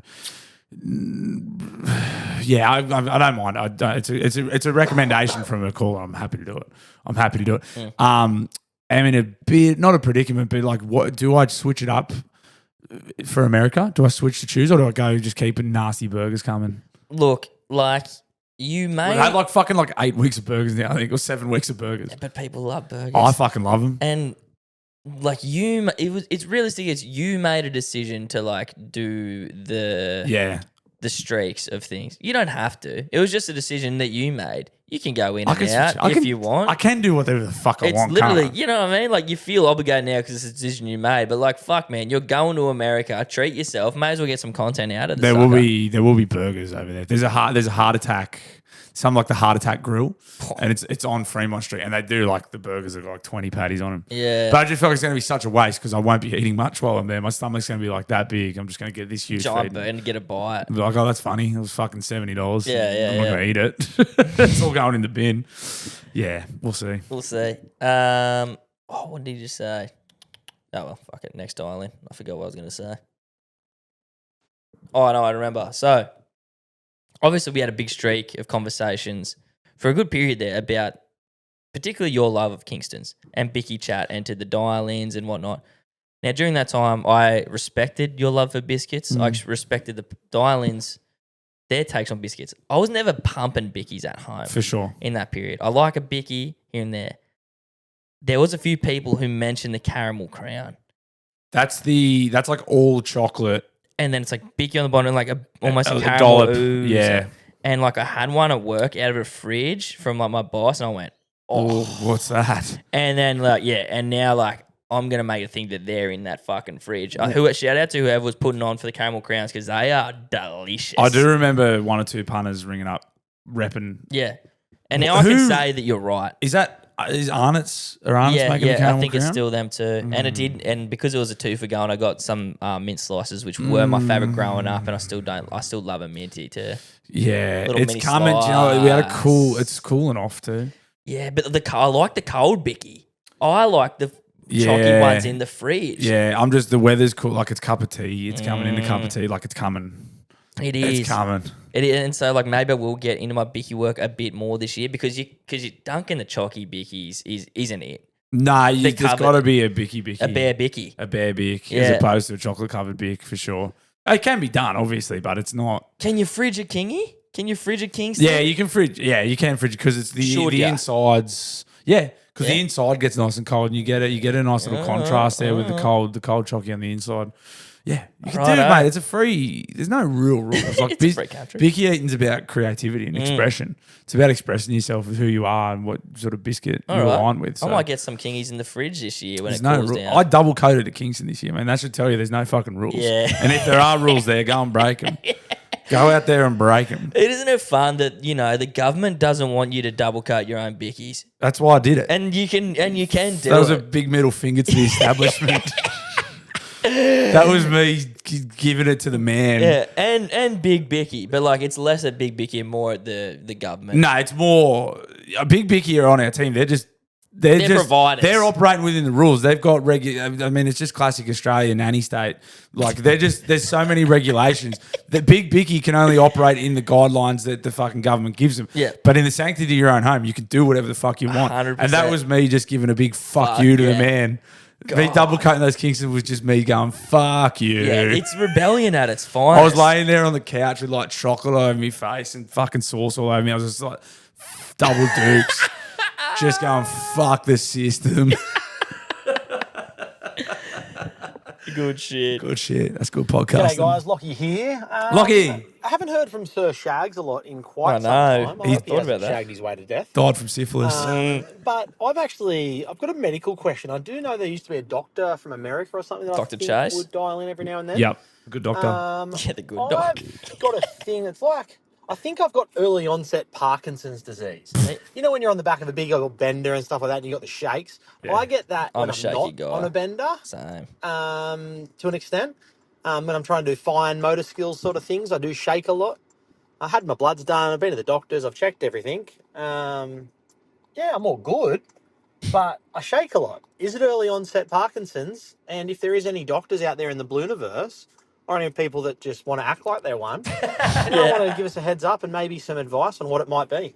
Cheers, guys. Bye. I'm all This is the place you come for medical diagnoses. I'm all for someone ringing up and acting like one. That's all I ever want from the dial. Yeah. You to ring up and act like something. Chase, the good doctor, if you're out there, that is a call for you or any other medical professionals who may be licensed or unlicensed to give advice. Or Shags, let us know if you're alive. Shags a lot would love you to reach out and let us know if you're dead from the clap. Yeah. And I haven't heard from the funk for a while. Yeah, the funk, that could be a good call out as well. I mean, obviously, fucking anyone. They're just a couple of OG characters. I haven't heard from them that for a really while. made their names for themselves early doors. Shags a lot is concerning because he was boozing and partying and I Yeah. assume fucking a lot. So I'm praying for you. I'm praying for your Shags a lot. dead in a gutter somewhere, covered in syphilis. Yeah, my hands definitely shake. I can't hold my hands still if I try to out in front of me. They definitely shake a bit. You've got a little bit as well. I think it might just be a bit normal unless you're actually like spazzing. Find out. All the doctors out there, reach out Yeah, you're going to have to listen in next week to see if anyone can diagnose your brother. if you're dying. Speaking of OGs that made a name for themselves. Oh, also I need to mention, before this dialing, finally, the Bluegies have been sent out to the two of you that need them. So Congratulations, Yeah, guys. thank you for being patient. Your laminated certificates are on the way. signed, pristinely laminated. 8 weeks late. Well, it's not 8 weeks late. You get them when you get them. Fuck. Exactly. That was, you knew that. They're not late. But, winner. Hold me now, and I'll come in around about 2 minutes. Just kidding, it's about 4 pumps. Slow it down, cause I suffer from premature ejaculation. And as soon as I come, I'm gonna cry. Lay back down. I promise this usually doesn't happen. You're just really pretty, and it's been a while. Please don't leave. Could I get you a glass of juice or something? Oh, okay. See you around. Love it. Piss wreck. Winners. First one for 2025, I think. Maybe. I am a dumb cunt. So, thanks for the Puff Award. Absolute honour to be awarded such a prestigious award. Exactly. And congratulations on the fuck trophy, Bluey. It's always good to have physical evidence that you're not a virgin. All right. There is not a more disgusting word for a child than that. I've never heard that before. It's fucking good reason. That was gross. That's fucking cracker. Well done. Well done. Congratulations, mate. Always good to have you Per part of the piss show. wrecked, yeah. Grace us with your pipes. You just got your first entry into going back to back Puff Awards. That's going in there for a contention at the moment. 2 Pete. Yeah. Bluey, Gabe, Cheese here. I wish Cheesy. I had this style in for last week, but I didn't. September 2019. I've woken up sick as a dog. COVID patient 0 or man flu, whatever. It's a cold, shitty day outside. It's also my wedding day. Oh, no. I was in fucking struggle town. Couldn't speak without coughing my lungs up. But what do? It's your fucking wedding day. You don't call in sick or just say, we'll do it next week. No. So I pumped myself full of Sudafeds and Strepsils and just got on with it. Our celebrant was a retired school teacher, one Paul Paulinus. I shit you not, that was his name. Anyway, nice guy, good sense of humour, so we picked him. We wrote our own vows, had to send them to him beforehand, so he'd print everything out and have it ready on the day. Now, we had it videoed, and all I cared about was getting through the vows and shit without coughing my guts up and ruining it. So when it was my turn, I did just that. I read straight from the paper. My focus was on not hocking up a big loogie and fucking the ceremony and the video up. So I channel my inner Ron Burgundy and read straight from the card. Blah, blah, blah. I take you, Miss Cheese, to be my lawfully wedded husband. What? Everybody cracks up laughing. I realise as soon as it's come out of my mouth, I look at the settlement and say, oh, cheers, thanks for the stitch up, and just try to laugh it off. So I fucked the ceremony and the video up anyway, just because that potato, fucking copied and pasted and didn't fucking change it to white. Fuck! Bye. Hold on. You don't get to blame him for not fucking fact-checking what you wrote. You can read it before you say it. This idiot didn't spell check me. That's called lack of accountability there, Cheese. Cheezo. Own your fuck up, mate. That is brutal, but being crook on your own wedding day. Yeah, fuck. And when you can't do anything about it. Everyone's made plans. You booked the fucking spot. Push it back to next week. Yeah. Yes, that sucks, Mr. Cheezel. Nonetheless, I hope the rest of it was fun. Yeah, I'm sure it was. And you got to laugh, mate. You got to laugh. You got a story about your wedding now. Good gear. Yeah, Bluey, Gabe. It's Pumba here coming into this week. Pumba! Just on the back of thinking about Bluey and his, what do you call it? Bit of an R&R, bit of a step back away from the social media. It's caught my attention quite recently, just not so much Instagram or Snapchat because usually just talking to mates, sending each other dumb reels, but fucking Facebook, man. Holy, I don't know if it's just my feed and where I am and all that, but fuck, our community pages and your feed is just the most toxic shit. Like bad news stories, and then the comment sections are like, say a girl's missing, like, oh, she's dead in a gutter and it's probably got to do with drugs and her ex is abusive, he probably killed her, and just fucking non-stop, just wow. It used to be a bit of fun. The community forum of the day, a chick got a couple of weeks ago, got on there looking for a mouse catcher as in a cat and said, I prefer a ginger male. So here I am tagging all my ginger mates, that's just the banter and shit we used to know. But now it's like, fuck, man, I don't know. It's just, yeah, fuck, I don't blame you, Bluey. It's agreed. Yeah, it's fucking wild. It's fucking out of control, to be honest. Something needs to be done. And just people commenting on shit that's got fuck all to do with them and dragging people down. I don't know, it's never something that's got under my skin, but yeah, these days I'm getting old and cranky and I'm probably just horny and tired, but Amen. yeah, just fucking, when something goes wrong, someone gets charged and everyone's just going off. If it's got nothing to do with you, just sit and read and just shut the fuck up because no one cares about your little shitty opinion. Righto, boys. Thoughts? Bye. With the exception of the good comment section, it's already gone viral. Yeah, man, fucking, I don't know. It's just, I was just finding myself more and more like, who is taking the time to get in arguments in comment sections and fucking read it? And I was like, I got other shit to do, Yeah. I got other stuff to do. And I'm fucking, it's way better. Yeah, it's fucking great. It's, it's it's a tool. Social media is a tool, and it should be used to promote. It's like a business tool. If you're doing something that you want to promote, use social media and build an audience and leverage it for whatever it is. If you're selling tickets for a concert or fucking whatever podcasts, and then other than that, it's just vain cunts. I'm not opposed to having a bit of fun on there. We got a community like the Daily Blue Newsroom and people posting in there and getting around each other. I think that's something that's actually quite cool. That's good. It's good for staying in touch with mates as well, people overseas and stuff like that. It is good, and giving people a point of connection, which is what it can our go community can be. South pretty quick. You look in the P's and D's, it's fucking, it can go south pretty quick too. That's why I think what we got is it'll good. happen to us. No, bro, not with people we got listening to this. Yeah, but it'll get big and it'll get. You can't control everyone that comes in. I say some mean things. People will take it the wrong way. They'll be like, "Yeah, fuck this guy." It's just. It'll happen. It's inevitable. People are dumb. I'm not saying people in there now, but I'm saying eventually it'll fucking.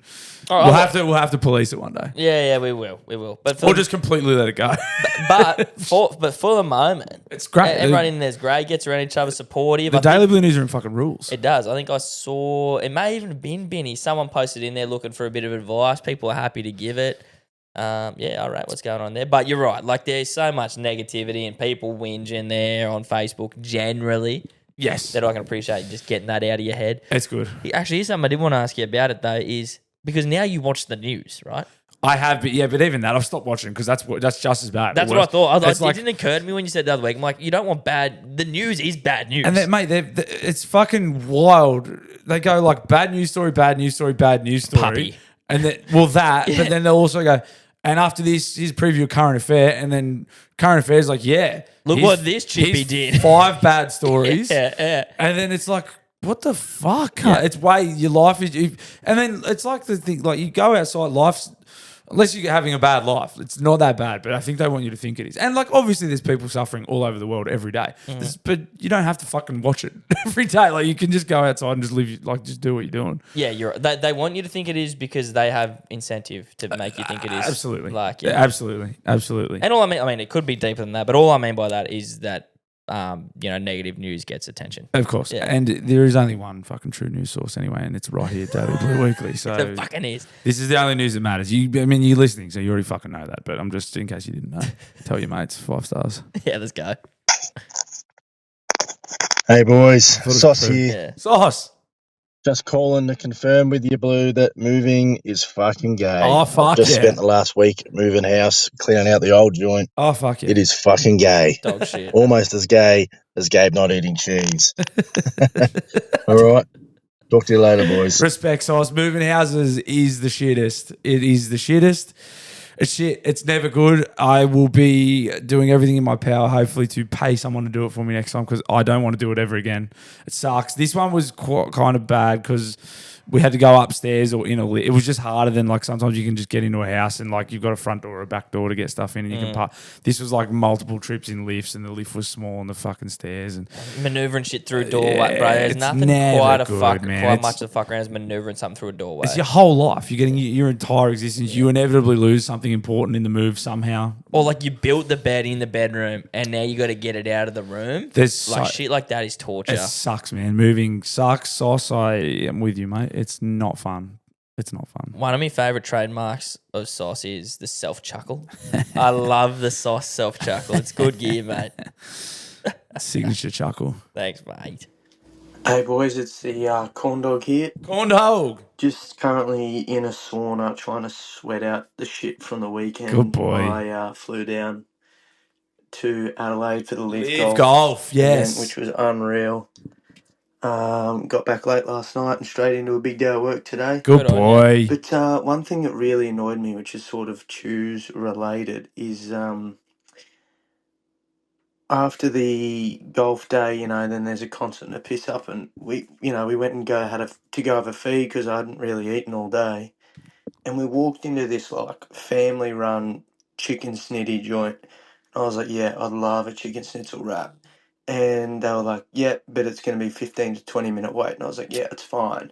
Okay. And my mates who I was with were like, no, it's too long. Let's go across the road to Macca's. I was like, oh, literally thought of you straight away being like, no, fuck those cunts. Yeah, boy. Anyway, I sort of got my arm twisted, went to Macca's. Oh, no. Just before we ordered, they had the system shut down and then they wanted to persevere and we ordered it. And the food was so shit Yeah, bruh. that I ended up just throwing it out and going and get a pie from the servo there. Honestly, Macca's is the fucking worst. Yeah. Respect, corn dog. Live golf. I'm excited, corn dog. I'm very excited that you went to live golf because that's just been discussed as our partners club trip for next year. Yeah, right. It looks fucking sick. And I had a couple of mates that went this year. I had reports of chicks flashing, getting their norks out at the party holes and cans of beer getting thrown everywhere. It sounds like a fucking party. It sounds like party time. Golf rebrand needs to be studied. The last 5 years for golf, it's like been It's just like, since the Saudis came in with all the money and we're like, no, we're going to do it Happy Gilmore style. what if we made this fun? Yeah, what if like What if we made this sport all fun? the fun shit you couldn't do? Let's just do that. Yeah, like let's- make noise and fucking DJs and nudity and Yeah, fucking yeah. throwing beers. Someone hit a hole in one and they were pegging cans at him on the like just they just make it rain. But it looks like so good. Yeah, I think I'm going to do it next year. So I'm excited that you got to go, corn dog. That sounds fucking awesome. Yeah. And Macca sucks. Yeah, unlucky on the Mac attack. Yeah, I told you go to the family owned and operated one. You got what you did. I had to say, but you got what you deserved. You caved? You could have dug the heels in and gone, you just go and get your Mac because I'm waiting for this. And then they would have come back with their low McDonald's and seen your feed and gone, and you would have been king of the castle. And you had, I mean, whatever, you had a long day in the sun, drinking whatever. He was vulnerable. We got to give him definitely, but I mean, that's when the devil comes when you're weak. You gotta dig the heels, and you had an opportunity to be strong there, and you would have been victorious. Everyone would have looked at your glorious handmade, probably a bit of love going into it if it's a family joint. Schnitty wrap, probably some nice chips with it, I'm guessing. Yep. They would have had their limp, fucking steamed Big Mac, grey patty. That they punched before they wrapped up. Grey patty, lettuce and mayo all over the box. Fucking flaccid. Lucky to be on straight. Flaccid, pale, raw chips. Yep. Whatever, mate. There's a lesson learned there. I hope you don't make that mistake again. I hope the sauna went well. And yeah, man. There's a lesson for everyone in that one. I mean, definitely. It certainly was a moment of reflection and a lesson for everyone listening. It's moments like that separates the boys from men. And unfortunately, in that moment, you were a boy. It's a cautionary tale. Yeah, it's a cautionary tale, and you better you know what I mean. You do the time. The time was the issue. You end up probably waiting just as long, if not longer. Well, that's the worst part about it, because I had my first Mac attack in ages after Drake because it was late and we had to Uber eat something. So we got some nuggets, whatever. I got what I paid for. You were going to Macca's for time's sake, and you get there and the system shuts down. Yeah, that's God telling you to back to the family venue. It's worth like. It's one of those rare occasions, like your time is not worth that much. I'm at the stage where I'm like, I will pay to get my car cleaned now because my time is worth that on the weekends. I'm like, I don't want to fucking waste my time cleaning my car. I'll pay the $60 for someone to clean it. I'll just let it get bad enough. I'm like, fuck. But McDonald's is one thing where I'm willing to sacrifice my time to get a better feed. And I'm like, I don't care. I'll go hungry and I'll just wait for something better because I don't want the food that much. I don't want to do that to myself. I'm not going to be satisfied. But your body can't use literally anything that's in that food. You feel like shit after it. It's okay in the moments that you're eating it. That's as good as it gets. If you're drunk and you're smashing it, like, go for it. But we know you've already put enough bad shit in your body if you're saucing. You're like, okay, whatever. But if you're sober Mac attacking, I'd suggest having a look in the mirror or possibly killing yourself. Too far? No, and that's the perfect note to end the show. Perfect. Just the listeners. If you're eating McDonald's regularly sober, really have a good think about what you're doing with your life. I would say that. And I'm happy. I know Macca's will never sponsor this podcast. I don't give a fuck. It's shit. Whatever. It's not even cheap. It's fast. It's not even cheap anymore. It used to be cheap. You could make the argument that it was a cheap feed. You get a burger for like $5. You can't really get much. They got their saver menu, but that's fucking, mate. I wouldn't fucking feed that to me dog. The McSmart meal. I wouldn't feed any of that to me dog. Anyway, whatever. We know my stance on that. Yeah, we do. On the Archers. Guys, we do appreciate you listening. We do bonus episodes that come out Friday over on Patreon. There's a freshie every week. There's a fresh one every single week. We're technically over 100 episodes in. Yeah. But we're not. We've done 50 on a Patreon. Whatever. We're not counting that. And while I'm doing little plugs in that, keep an ear out. It's nothing in the works now, but keep an ear out for episode 100. You know what I mean? We could be planning something. We could not be. I'm just saying. Plan in the back of your mind. Pay attention. Maybe run a bit of math. See, it's like, all right, maybe the boys are doing something then. Maybe they want to hang out with me. Well, maybe I should think about getting some time off then. Pay attention. Think about that. All I'll say is pay. No, we'll give you plenty of notice. And but just fucking pay attention. Pay attention. And if you've rated the podcast 5 stars, just unrate it. It's all good. Don't need that. The 5 stars. You heard what I said before. You give it 5 stars and you tell your mates to give it 5 stars. And even if they don't listen, get them to go on and give it 5 stars. Oh, shit. We love you very dearly. Thank you for your ears for another week. Gabe? See you later. You're my boy, Blue!